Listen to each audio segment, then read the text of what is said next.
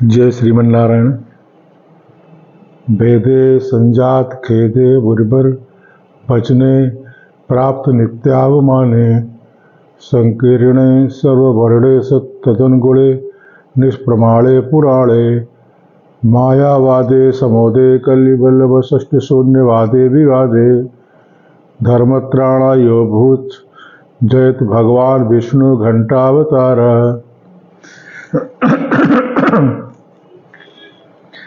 जैसा कि धनुर्मास व्रतोत्सव में गोदाम्बा जी ने प्रथम दिन से लेकर के 15 दिन तक केवल सखियों को जगाने का प्रयत्न किया है। द्वापर की गोपियों के चरित्र को ध्यान में रखते हुए स्वयं की अपनी वही भावना बना करके उन्होंने यह गाथा गाई है।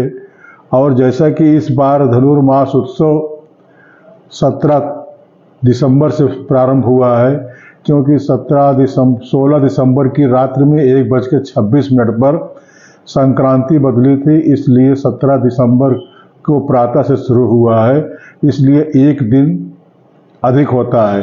परंतु 15 तारीख को धनुर्मास उत्सव इसलिए नहीं माना जाएगा कि 15 तारीख को 9:23 पर मकर संक्रांति प्रारंभ हो जाएगी। तो दिन जो है उदया तिथि में तो दूसरा रहेगा, लेकिन उस दिन संक्रांति बदल रही है, इसलिए मकर संक्रांति ही मानी जाएगी और 14 दिवस में ही 14 जनवरी तक ही इसको पूरा करना है। इसलिए आज 2 पासुरों की कथा मिला करके 2 श्री गोदाम्बा जी के द्वारा बनाए गए 2 छंदों की कालक्षेप दास जो है प्रस्तुत करने जा रहा है तिरुप्पावी के इस ग्रंथ के रचना के अनुसार। देखिए, 9 गाथाएं केवल गोपियों को जगाने के लिए वाणी का प्रयोग किया गया है। वह कोई गोपियों से संवाद नहीं हुआ है, अंदर बाहर की गोपियों से कोई संवाद कोई विवाद हुआ हो, केवल जगाने के लिए किया गया है। भीतर सो जाने वाली एक गोपी और उसको जगाने का प्रयत्न करती हुई उसके दरवाजे पर खड़ी रहती हुई गोपियों से इनका संवाद रूप है, परंतु वहाँ अंदर सोती हुई गोपी का वचन इस गाथा में प्रस्तुत नहीं किया गया था। तो ही आज प्रस्तुत करने का प्रयास किया जा रहा है कि अंदर जो गोपी सो रही थी उसने क्या क्या वाणी संवाद किया। अब देखिए, 6वीं गाथा में यह बताया गया कि मार्ग शीर्ष व्रत करने की इच्छुक गोपियों में से एक ने भी नींद नहीं ली थी। मार्ग मासा नाम मार्ग शीर्षो हम, तो मार्ग शीर्ष के महीने में कात्यायनी देवी का व्रत गोपियों ने किया था श्री कृष्ण भगवान को प्राप्त करने के लिए। उसी का अनुकरण गोदा देवी गोदा अम्मा जी करती हुई मानसिक भावना से अपना व्रत प्रारंभ कर रही हैं। तो 6वीं गाथा में भगवान से विरहित होने पर और दूसरे दिन प्रभात होते ही भगवान आपसे मिलने की प्रतीक्षा में, बताइए भगवान की प्रतीक्षा में किसको निद्रा आएगी। अब क्या होता है आगे चल करके कि भगवान के अनुभव के असर जिसके ऊपर पड़ गया है एक एक प्रकार से, इसलिए कितने लोगों ने शीघ्र उठकर व्रत स्थल पर जाने की तैयारी की और कितनी मुग्ध होकर शयन पर ही लेटी रह गई। भगवान के अनुभव में मुग्ध होकर के शयन पर ही लेटी रह गई। अतः पहले उठने वाली इनको भी साथ ले जाने के लिए इनको जगाने में उद्युक्त हो गई। यही जो उठने वाली जो अंदर भगवान के अनुभव में मस्त है गोपी, उसी का संवाद बाहर वाली गोपियों से होता है। इस तरह से 14वीं गाथा में ये गोपियां शंख चक्रधारी विशाल हस्त कमल नयन भगवान का कीर्तन करने लगी। तब यह मधुर शब्द पड़ोसी घर वाली एक गोपी के कान में पड़ गया। जब उसके कान में भजन पड़ा तो मंद मंद स्वर में वो भी उसी भजन को गाने लगी। यह मधुर स्वर जब वो गाने लगी अंदर से, तो बाहर जो बाहर गोपियां खड़ी थी उनको भी सुनाई पड़ा कि अंदर रह करके मेरे ही भजन को सुन करके यही भजन गा रही है। तो उसके मधुरता वाणी को सुन करके आश्चर्यचकित करके उन्होंने कहा, हे गोपी, अय बाल सखी, अय बाल हरे रंग के तोते के रूप वाली गोपी, अरे तुम सो रही हो, आओ बाहर आओ, सो क्यों रही हो, क्या बात है। इतना सुनते ही अंदर सोने वाली गोपी नाराज हो गई। उसका इसमें नाराज होने का कोई भी क्रम नहीं है। तो वे इन सखियों का आपस में बहुत ज्यादा वाक संवाद, वाणी में लड़ाई झगड़े के तरीके से आपस में प्रणय उत्पन्न हुआ था। उस संबोधन से उसको अच्छा नहीं लगा। पड़ोसी घर वाली को जगाती हुई इससे इन्होंने जो निर्लज्ज, उसको निर्लज्ज कहा, वाचाल कहा कि अपने बाणी पर विराम नहीं रख पाती हो, जो मन में आता है बोल देती हो, ये सब कठिन कड़वी बातें सुनाई गई थी ना। तो ये सब गोपी को पहले से मालूम था, हमको इतना इतना बात इन लोगों ने बोला है। अतः उसने विचार किया कि ओ, ये सखियां हमारे सोते रहने से बहुत नाराज हो गई हैं, ये नहीं जानती कि मैं निद्रा नहीं ले रही हूं, इनके ही बराबर मैं भी भगवान श्री कृष्ण का ध्यान और भजन कर रही हूं। इनके कटु व्यवहार से मेरे भजन में विघ्न पड़ रहा है, इसलिए आगे बात बढ़ाने का अब मौका नहीं देना चाहिए, इनका मुख बंद कर देना चाहिए। कहती है, ये पूर्णा, मैं अभी आने वाली ही हूं, इतना क्यों चिल्ला रही हो। ये पूर्णा जो कहा उन्होंने, ये क्रोध का परिचय दे रही है अपने। यह बात सुनकर बाहर रहने वाली गोपियां नाराज हो गईं। उन्होंने कहा कि हम तो तुमको सादर प्रेम से सुखवाणी माने तोते की जैसे मीठी वाणी कहकर संबोधन कर रही हैं और नींद छोड़कर उठने की विनती भी कर रही हूं, परंतु इतने मात्र से आप नाराज हो जाया करती हैं। ये तो बिल्कुल अन्यायपूर्ण बात है। सबके आने पर भी तुम सो रही हो, ये अपराध कर रही हो, इसके लिए तुमको क्षमा मांगनी चाहिए, परंतु हमको आज्ञा दे रही हो चिल्लाओ मत। ये क्या बात हुई। हम तो पहले से जानते हैं कि तुम बहुत निष्ठुर हो, निष्ठुर वचन बोलने वाली हो, अपने जीव को बस में नहीं रख सकती हो। इस पर अंदर सोती हुई गोपी बोली कि अच्छा बताओ, मुझमें निष्ठुरता कहाँ से आएगा, मुझको इतना सामर्थ्य कहाँ है जो मेरे अंदर निष्ठुरता आ जाएगी। पहले कठिन वचन सुना देना और बाद में एकदम पलट कर कह देना कि हम कुछ नहीं जानती, हमने तो अच्छी बात ही सुनाई थी। ऐसे चमत्कारपूर्ण बात करने का सामर्थ्य तुम लोगों में ही परिपूर्ण मात्रा में भरा पड़ा है, हमारे अंदर नहीं है। ऐसा विवाद और बढ़ने वाला था, परंतु उस गोपी ने अपने स्वस्वरूप को याद किया। नहीं, ये मेरा स्वरूप नहीं है कि मैं अपने सखियों से लड़ाई झगड़ा करूं। अर्थात भगवान के भक्तों से तुम दोषी हो, तुम अपराधी कहते हो, वरना ये सब स्पर्धा करना बहुत अनुचित है, गड़बड़ बात है। परंतु अगर भक्त लोग हमारे ऊपर कुछ कलंक लगावें तो उस दोष को बिना संकोच के मान लेना चाहिए, कारण कि हम तो जरूर दोषी होंगे, परंतु अज्ञान बस अथवा अहंकार के बस हम अपने दोषों को जान ही नहीं सकते हैं। एवं भक्तों का यह स्वभाव है कि वे सामान्यतः दूसरों का दोष देखते ही नहीं। इस वाणी से इस प्रकार से वाद संवाद करते हुए विवाद शांत हो गया। गोपियां अपनी सखी को बाहर आने के लिए बुलाने लगी, परंतु इसके संदर्भ में उनके एक मुख से एक अनुचित सी वाणी निकल गई। वे बोली कि तुम्हारे लिए हम सबको छोड़कर अलग भगवत अनुभव कौन सा है। हम अगर अंदर हैं मान लीजिए, तो आखिर जो भगवान का अनुभव आप लोग बाहर खड़े होकर कर रही हैं वही तो मैं भी कर रही हूँ। इसमें अंदर अलग से अनुभव कौन सा होता है। ये तो आप मुझे चिढ़ा रही हैं, ये तो चिढ़ाने वाली बात हो गई है। इसका मतलब है कि गोपियों के मन में अपने सखी की परीक्षा लेने की इच्छा जागृत हो गई। उन्होंने जानना चाहा कि उसने जो दोष का स्वीकार किया या वास्तव में हृदय से था या केवल ऊपरी बनावटी बात थी। इसके लिए उन्होंने कट वचन कहा, परंतु दैव योग की बात है कि वह गोपी अपने समझ पक्की थी, अथवा फिर से विवाद में नहीं उतरी, फिर से उसने वाद विवाद नहीं किया, परंतु विनय के साथ बोले कि मैं तो कभी बाहर निकलने वाली थी, परंतु मेरे मन में यह उम्मीद थी कि सभी सखियां आकर एकत्रित हो जाएं और कुछ लोगों की भीड़ इकट्ठा हो जाए, कुछ गोपियों की, और मैं सबके दर्शन करके कृतार्थ हो जाऊं, अतः मैंने कुछ विलम्ब जरूर किया। अब बताइए कि सभी सखियां आ गई हैं कि नहीं? इसका उत्तर दिया जाता है कि हाँ, सब आ गई है, तुम ही आकर के गिन लो। गिन लेने का मतलब ये है कि गिनने के बहाने से ये गोपी एक एक करके सब पर दृष्टि डालेगी और सबको अपने हाथ से छुएगी। परम भागवतों के दृष्टि का लक्ष्य बनना। परम भागवत जो है, भगवान के जो बड़े बड़े भक्त हैं, वो अगर एक दृष्टि से किसी भी जीव को देख लेते हैं तो उसका कल्याण हो जाता है। और परम भागवतों की दृष्टि का लक्ष्य बनना, और अगर वो स्पर्श कर दें, अपने हाथ से आशीर्वाद दे दें, छू दें, तो बहुत बड़ा लाभ कहा जाता है। अब प्रश्न उठता है कि आगे क्या करना चाहिए?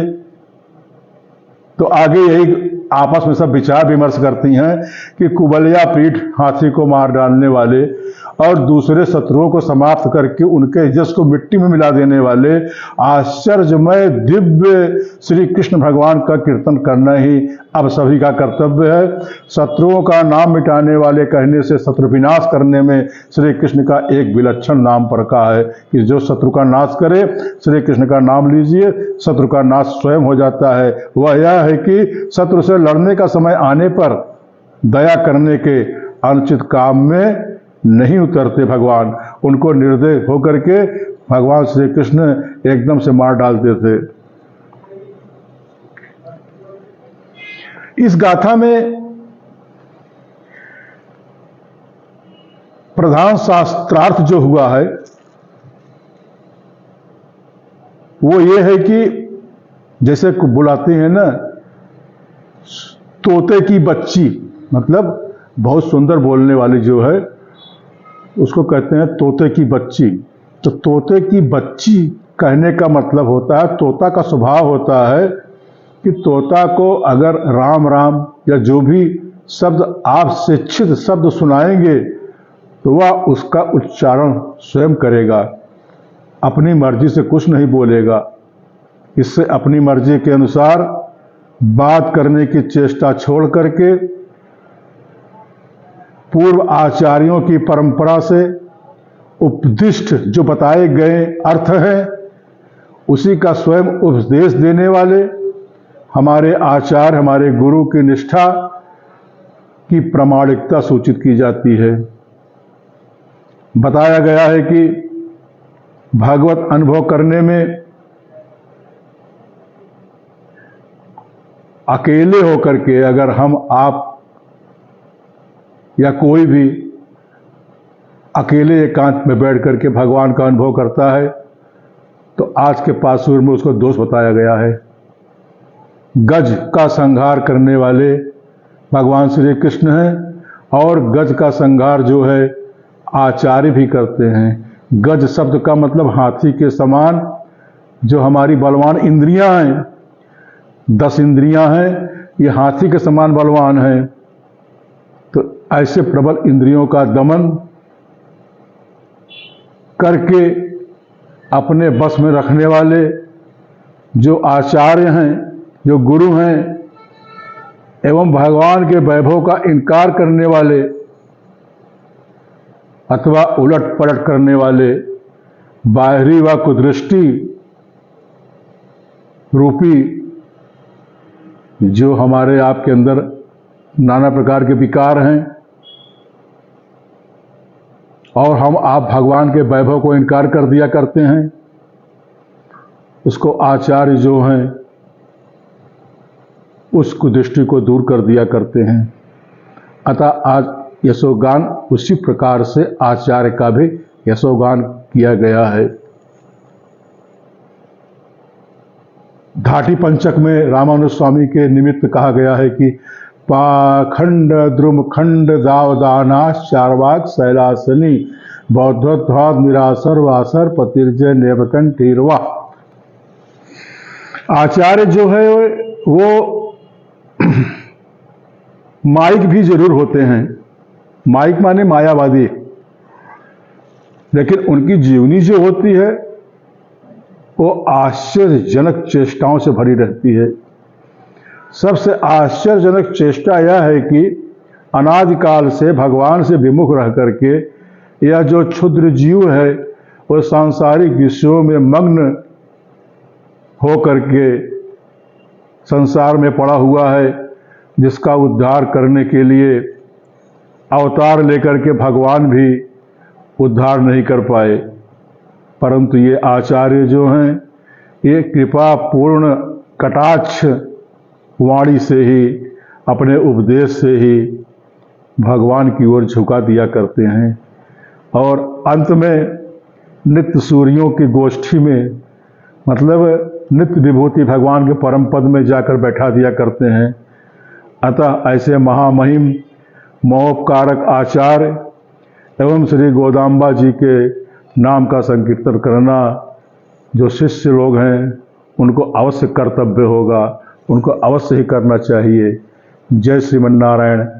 आगे चल कर के गोपियाँ नंद महल की ओर जाती हैं और द्वारपाल से प्रार्थना करती हैं कि अर्गला खोलिए, दरवाज़ा खोलिए, हम लोग भगवान से मिलने के लिए आई हुई हैं। तो इस प्रार्थना से प्रसन्न होकर के पहले द्वारपाल में और गोपियों में संवाद होता है। गोपियों के विशेष आदर के पात्र मंदिर के जो पालक हैं, रक्षक हैं, उनको भी नायक पुकारना उचित ही होगा। उनको नायक कहती हैं। मंदिर को रखवाली करने वाले जो द्वारपाल हैं, उनसे गोपियों का प्रार्थना करती हैं। इस प्रार्थना से प्रसन्न मंदिर के जो पालक हैं, वो मणिमय गोपुर द्वार खोलकर गोपियों को अंदर जाने की अनुमति दे दी। आगे द्वारपाल खड़ा था, जिसकी कृपा के बिना गोपियों का काम नहीं बन सकता था। अतः उसका संबोधन करती हैं। जैसे मंदिर के गुंबद के ऊपर झंडा लगा रहता है, पताका बोलते हैं, तो ये तो मंदिर के शोभा के लिए होता है। अर्चा मंदिरों में देखिए पताका प्रसिद्ध होती है, पताका लगा रहता है। द्वारपाल जानता ही था कि प्रातः काल में श्री कृष्ण को जगाने के लिए गोपियां आने वाली हैं, क्योंकि श्री कृष्ण ने पहले से ही बता रखा था उनको। तथा वह इनकी मधुर वाणी की सुनने की इच्छा से एकदम से दरवाजा नहीं खोला, कुछ बातचीत करने लगा। अथवा भगवान श्री कृष्ण पर अति प्रेम रखने के कारण स्थान की रक्षा व्यसनी होकर के इन गोपियों के विषय में भी शंका होकर के इनका परिचय पूछने लगा, इनकी बात जानने लगा। अब गोपियों के बीच में और द्वारपाल के बीच में जो संवाद बना वो इस प्रकार है। द्वारपाल कहता है, ये बताइए, इस डरावने स्थान में आधी रात को दरवाजा खोलने की बात करने वाले तुम लोग हो कौन? इस समय यहां मत आओ और तुरंत लौटकर अपने अपने घर चली जाओ। गोपियां कहती हैं, महात्मन, सभी भय को जो दूर करने वाले भय नाशक हैं, जो विरुद्ध विभूषित हैं, श्री कृष्ण भगवान। अब बताइए, उनके समीप में रह करके भय कहां से आ सकता है?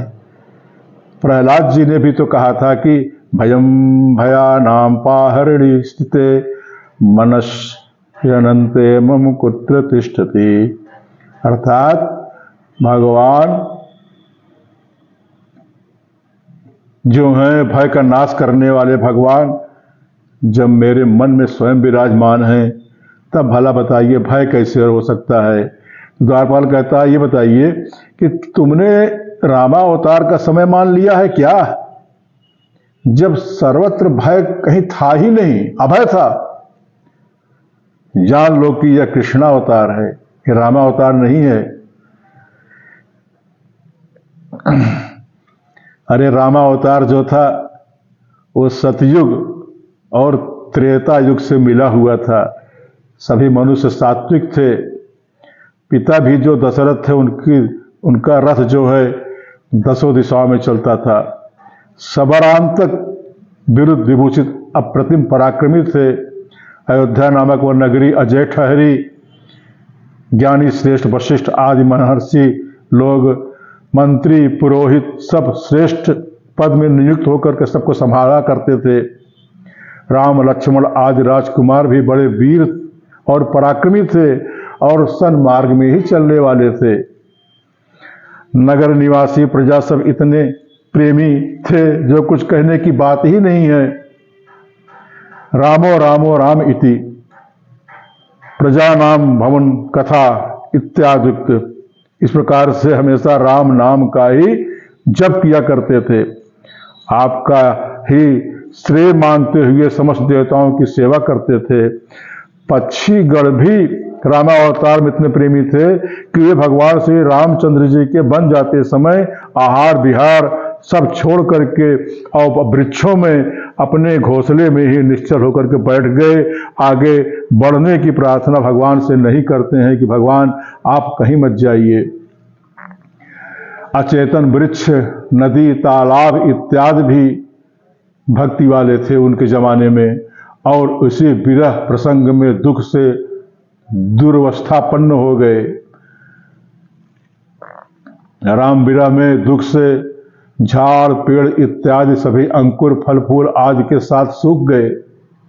वृक्ष सूख गए, नदी सूख गई, तालाब सूख गए, जो पानी था वो उबल गया। इस कारण से रामावतार में डरने की कोई आवश्यकता नहीं थी, परंतु इस कृष्णावतार में सब उल्टा हो गया है।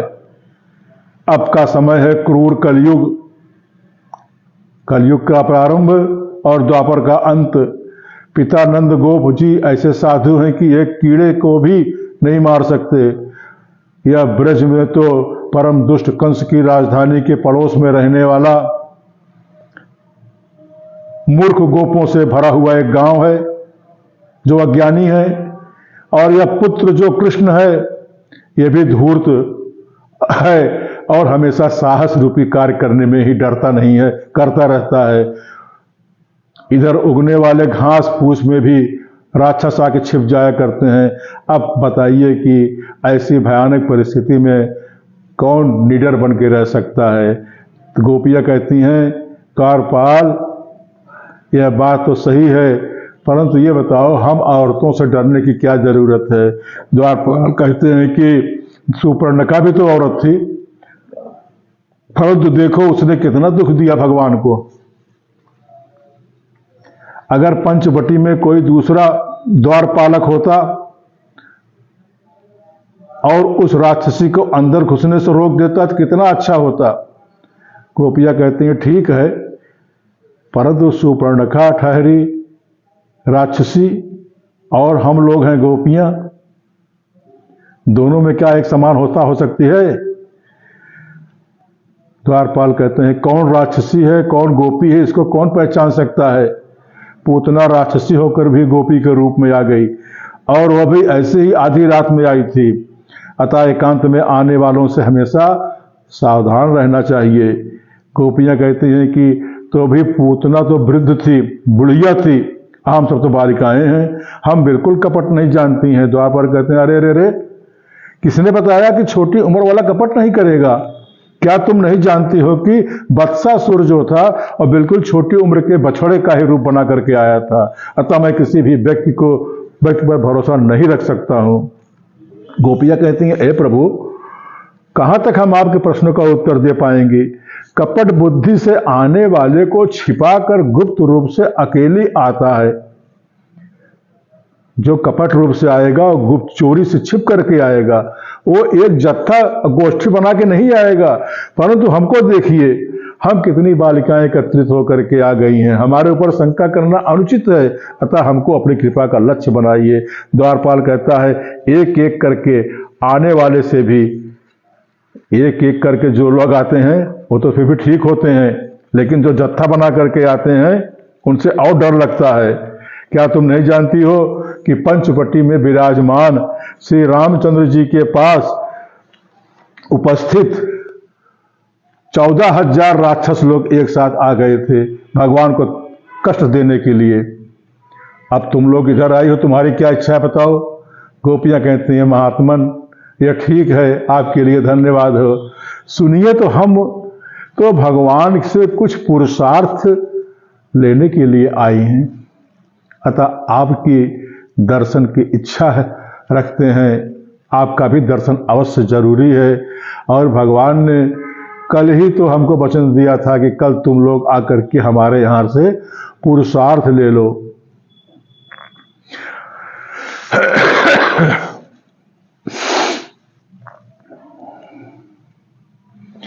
पुरुषार्थ का मतलब होता है, यहाँ पर दिखाया गया है कि भेरी जो बजाई जाती है, तो भेरी बजाने का तात्पर्य यह होता है कि सुप्रभात स्तुति, भगवान को प्रभात में स्तुति के द्वारा भगवान को प्रसन्न करना। और तिरुप्पावई व्रत प्रबंध में स्तोत्र पाठ का ही मुख्य महत्व कहा गया है। तो गोपियां कहती हैं कि सुप्रभात स्तुति गाने का विचार किया जा रहा है यहाँ पर, इसीलिए भगवान ने हमको बुलाया था। भगवान ने भेरी आदि और कई प्रकार की वस्तु देने का वचन दिया था, परंतु ये बताइए बिना आपके चाहे हुए हमको ये सब कैसे मिलेगा, हमको नहीं मिल पाएगा। द्वारपाल कहता है अच्छी बात है, परंतु पुरुषार्थ तो दिन में भी लिया जा सकता है, इसलिए इतने भोर में उठ करके आकर के ऐसी कौन सी आवश्यकता आ पड़ी है। भगवान तो भी सहन कर रहे हैं, इस समय में ठीक परीक्षा लिए बिना मैं आप सबको अंदर नहीं जाने दूंगा। गोपियां कहती हैं हमारी परीक्षा लेने में कौन सी कठिनाई है। सुनिए, हम उपायांतर अथवा फलांतर में बिल्कुल भी चित्त नहीं लगाती हैं। उपायांतर फलांतर ये अर्थ पंचक ज्ञान में विरोधी स्वरूप कहा गया है। उपायांतर माने उपाय करके किसी चीज को प्राप्त करना, अब फलांतर का मतलब है कि किसी फल की प्राप्ति के लिए नाना प्रकार के देवी देवताओं की उपासना करना और उनसे वो चीज मांगना, यह है फलांतर। तो गोपियां कहती हैं कि हम तो उसमें चित्त ही नहीं लगाती हैं, हम तो भगवान के अनन्य भक्त हैं। अनन्यास चिंतन्तो मार्जना परिपास्ते तेषां नित्याभियुक्ता नाम योगक्षेमम वहाम्यहम्। हम आपको ही उपाय तथा फल मानने वाली क्षुद्र एकदम शुद्ध हृदय वाली है, इतना क्या पर्याप्त नहीं है। द्वारपाल कहते हैं अच्छा अब सही सही बताइएगा कि तुम लोग अंदर जाकर क्या क्या करना चाहती हो और तुम्हारे लिए कौन सा पुरुषार्थ ऐसा है जो तुम चाहते हो, उसको भी बताइए हमको तो हम जाने। गोपियां कहती है हमारे लिए सबसे बड़ा पुरुषार्थ यही है कि भगवान की अनन्य प्रयोजन स्तुति करना, भगवान के अनन्यता के लिए भगवान में प्रेम प्रगाढ़ हो, इसके लिए भगवान की स्तुति करना, यही सबसे बड़ा पुरुषार्थ है। अभी तो सुबह सुबह हम लोग सुप्रभात स्तुति करने के लिए आ गई हैं, इससे बढ़कर के पुरुषार्थ कौन सा होगा बताइए। प्रातः काल भगवान को सुप्रभातम स्तुति सुनाना उस समय का सबसे बड़ा पुरुषार्थ तो यही है। द्वारपाल कहता है हाँ हाँ हाँ हाँ ठीक, तुमने क्या कहा, सुप्रभात कीर्तन के लिए तुम अंदर जाना चाहती हो। देखो भगवान के शयन करते अंदर चले जाना पहला अपराध है और उसके बाद उनको शयन से जगाना दूसरा अपराध है।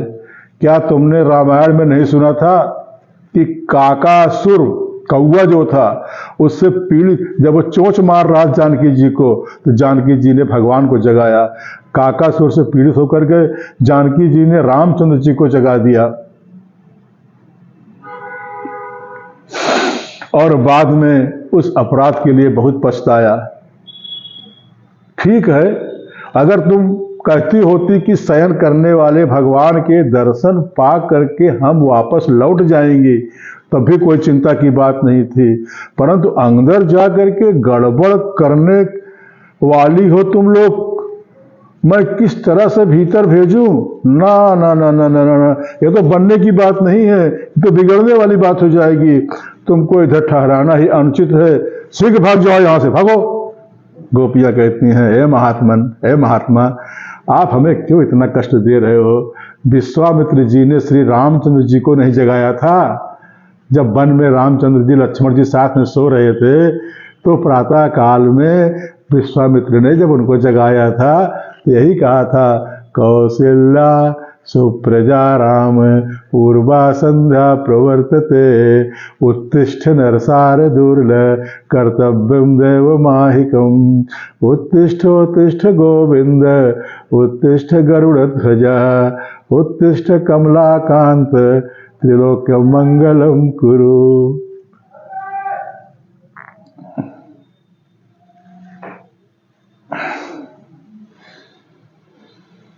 अतः गोपियाँ कहती हैं कि ये महात्मन द्वारपाल को कहती हैं, अय महात्मन आप हमारे काम में आप शकुन मत पैदा करिए, अपनी एक शोभा युक्त वाणी को शकुन के रूप में हमको दे दीजिए। यह कहती हैं गोपियों ने उनको साष्टांग प्रणाम किया। इससे प्रसन्न होकर द्वारपाल ने कहा, अच्छा अच्छा अच्छा, ठीक ठीक ठीक ठीक, तुम लोग अब कपाट खोल करके अंदर जा सकती हो। तब गोपियों ने कहा, ना ना ना ना ना ना ना ना ना प्रभु, ऐसा मत कहिएगा, हम अपने हाथ से कपाट नहीं खोल सकती हैं, परंतु आपकी कृपा को प्राप्त कर ही के ही अंदर जाएंगे।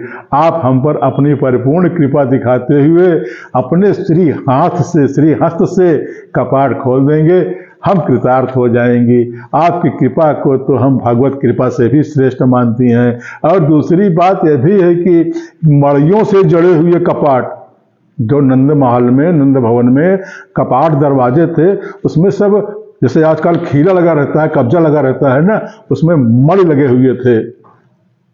तो गोपियां कहती हैं कि इस मड़ियों से जड़े हुए कपाट में बताइए अर्गला को हम कैसे अर्गला माने सकड़ी को हम कैसे पहचान सकते हैं? हम नहीं पहचान पाएंगे। और एक बात और है कि यह कपाट इतना सुंदर है, अगर हम इसको छू लेंगे तो हम इसी के बस में हो जाएंगे, हमारे होश गायब हो जाएंगे, इतना सुंदर कपाट है। इसकी सुंदरता हमारे आंखों में चली आएगी, फिर निकल नहीं पाएगी। फिर दूर रह गई हमारे अंदर जाने की बात और भगवान से वार्तालाप करने की बात। शायद कपाट भी अंदर जाने और चाहने वालों के नेत्र व मन को अपने में ही रोक करके उनको आगे नहीं बढ़ने देता। इतने सुंदर कपाट इसीलिए लगाए गए हैं कि जो आवे कपाट का दर्शन करे और उसी में विलुप्त हो जाए, अंदर जाने की बात भूल जाए। इस तरह से भी एक प्यारे द्वारपालक की सेवा कर रहा है कपाट, और इससे समझाकर, इससे आज्ञा लेकर के आगे जाने का सामर्थ्य हमें नहीं है। अतः कृपा करके महात्मन आप इस कपाट के जाल से हमको बचाते हुए इसको खोलकर हमको अंदर भेज दीजिए। इसका यह तात्पर्य है कि जो किसी काम को रोकने के लिए मना करता है, जैसे पुत्र को पिता कहता है कि बेटा एक काम गड़बड़ है मत करो, लेकिन अगर कभी पिता ही पुत्र को कहता है नहीं नहीं बेटा अच्छा है करो, तो कितना खुश हो जाता है। उसी प्रकार से जो निषेध करता है, अगर वही स्वयं उस काम को कराने का मौका दे देता है तो बहुत सुंदर होता है। जैसे विभीषण जी का अंगीकार करने वाले श्री रामचंद्र जी, जब विभीषण जी लंका से रावण का लात खा करके, चरण प्रहार सह करके भगवान श्री राम के पास आते हैं, तो रामचंद्र जी भगवान ने आनयनम हरिश्रेष्ठ कहते हुए सुग्रीव को भेजा था उनके पास, हनुमान जी को नहीं भेजा था। क्योंकि हनुमान जी और विभीषण जी ये तो पहले मिल चुके थे। जब हनुमान जी गए थे लंका में, तो हनुमान जी ने कहा कि लंका निश्चर निकर निवासा, यहाँ कहाँ सज्जन करिबासा, मन में तरक करे कपिलागा, ताही समय विभीषण जागा, राम नाम तब सुमिरन कीना, हृदय हर सूर सज्जन चीना। परिचय हो गया था, इसलिए भगवान राम ने हनुमान को नहीं भेजा विभीषण को अपने पास लाने के लिए, सुग्रीव जी के भेजा। और सुग्रीव